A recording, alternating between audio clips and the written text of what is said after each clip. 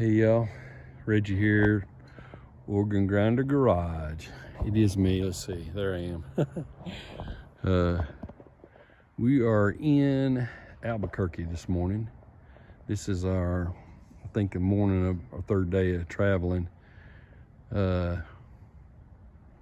run into rain yesterday, on and off all day, one big giant rainstorm. Lasted about 3 hours, but we got through it. Because of that, put this dumb top on my car. Really feels weird. Feels like I'm all locked in. But anyway, kept me fairly dry. Anyway, we're doing our annual trip to Sema, 2024. We've been doing a lot of Route 66, and this is a friend of Jason's. Scott needed to clean one of his fuel filters out on his vet, so Walt has a really nice place here. He builds cars and got some nice stuff. We'll walk back here and look at it, but he had a lift and all, so I said, Scott, don't lay on the ground, wait till we get to Walt's and we'll lift that dude up. So that's what we've done. They got me banished out to the front yard. So that's okay though. So we're coming back here and see what's going on, man. They're building this little 57, and I'll introduce you to Walt here in a second. He can tell you about what they got going on. Scott's trailer. Jason's over here. Yeah, super nice place in his backyard. Isn't this cool? That fireplace right over here.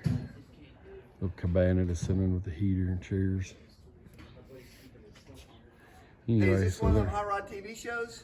No. We only got 6 hours left. Come on, we're missing a deadline. You should have had this together already. Stupid tires are the wrong ones.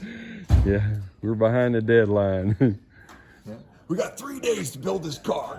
Well, we actually built 2 of them, but we sold them, so we're gonna finish this one. Should make $500,000 off of it if everything goes right. So yeah, I was just talking to Jason, and these guys were in the Air Force together early on. Tell us about that. Give us some history. Hey Walt, you want to go ahead. Meet the He's Organ helping Grinder him. Garage folks? So, 1991, I joined the Air Force, and I get into the dorms, and there's this guy, Walt Schaefer. How's it going? Because I'm Jason Schaefer, so we're like, we're brothers, man. 67 Chevelle in the parking lot out there. I come rolling into my Monte Carlo, listening to Stray Cats, and instantly best friends. We're going to the drag strip together. We're doing all this stuff together. And then even hung out when, you know, I met Tab. I'm getting married. You were married. And you got James, which James has a 9-second quarter-mile car right in his front garage. So we're still all tight. We're all racing. So the little kid that was going to the track with us, when Thor was still in Tab's belly, we were all hanging out. And now Thor's got hot rods. James has hot rods. It's just, kept rolling. You need to show them the cars, man. Yeah. Thanks. So this Chevelle over here, you guys had this back in the day, huh? Yeah. So How long ago was that, Jay? I got this in '93. 93. Good. So I had one in high school. 20, 30 years ago, 32 years ago, 31. Yeah. I had it in high school, but the one I had in high school was rotted out. It was from West Virginia. Yeah. My boss said he'd sell me this one for $600, so I paid Holy like moly. $50 a week. for it.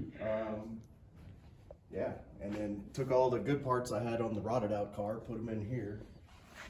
Dude, when I met you, you were running 305 in this thing. You had to scream. Yeah, it did. Man, it went through some small blocks. You went through them? Oh yeah. His foot pedal. It's like, Automatic or manual? In high school, I probably put 6 motors. In Automatics or manual shit? automatic. Well, huh. This is the only stick I've had. hey, you don't, just because it's automatic doesn't mean you have to shift. You can just leave it at low. So what's running in here now? 468, the 871. See some AFR heads under there. Yeah, it's got 345 AFRs, 350 turbo tranny, 12-bolt rear end. Wow. You got a 350 behind that? Nice. Well, I called Jason a couple years ago. It's my fault. The thing had been sitting forever, and I was like, man, what training do you recommend? You know, what gear are you running? No, not. And he was like, what do you have laying around? I said, well, I have a Turbo 350, you know? And he's like, is it good? I said, yeah. He's like, put it in and start driving. The recommendation is drive your car. It's not, hey, You can work on it later, huh? I want a 20-year plan on what are the best. By the time you afford the newest, best transmission, there's a newer one out there. It's obsolete I already. said, man, just drive the dang thing, and that's the beauty of it. His son was making fun of me for it last night, and I'm like, I stand by my word. I don't care if you had a wore out, you know, one of the metric jump transmissions. Drive it till it breaks. So you were going to the track with this and carrying your son along with you, and Yeah, Jason's got a video of my kid was in his little Jeep Power Wheels or whatever, and they came over the intercom. They're like, whoever has the little kid in the Jeep, he was on the back trail. get him off the track. He's tearing up the But road. you know, in between every run, we were changing timing, doing this, doing that, making adjustments. Dude, Well, we I know you weren't sitting still if you were with Jason. were driving to church one morning. Something's got to be adjusted. By this time, I had him on the way, and he had this. And little James was in the back, about 6 years old. I think he was wearing a leather jacket or something. Man, this kid is plastered against the glass, and we're both wah, wah, wah, and just having a ball through the red lights and pulling. And we get to church, and we're walking in. That little boy looks up at me and goes, "My dad smoked you, man." I was like, yes, he did. He did have that attitude. It was so He cool. still does. Yeah, he still does. So what are the plans for it? Right now, it's been sitting for about, I probably shouldn't say this, it's been sitting probably 8 months with a fuel leak, and I'm always working on something on the house. Yeah, yeah, oh Trying to yeah. Finish this one. Life happens. We're working on that Yeah. 57 we're building it for Tasha's uncle. And C7? the 57. Oh, 57, okay. Yeah, so we're building it for her uncle, and that thing is, it's Christine. I mean, everything you touch, something else breaks. Man. And we did an LS swap on that, so that's been here way longer than it was supposed to. What rear end's in the Chevelle? 12 bolt still? What gears? 411. Man, that 350. I told him this was gonna make That your. dude's screaming, It's gonna man. make you sound like it. That This makes you dude wanna is give you some love like screaming. I done it, Reggie. Oh, yeah. Yeah, Yeah. Well, let's move over to this Camaro. What is it, 73? 73. Yep. Tell Yeah, about the last race, street race you did there. yeah. I raced a ZL1 in the supercharged Camaro, Yeah. and did pretty good, especially for not having traction control like those new cars. I mean, he was getting it, but I was banging through the gears, and he got me about right as I was topping out in third gear. He started pulling, but we were coming up into traffic. So Yeah. You're talking 100 plus probably, or close to 100. yeah, we were going.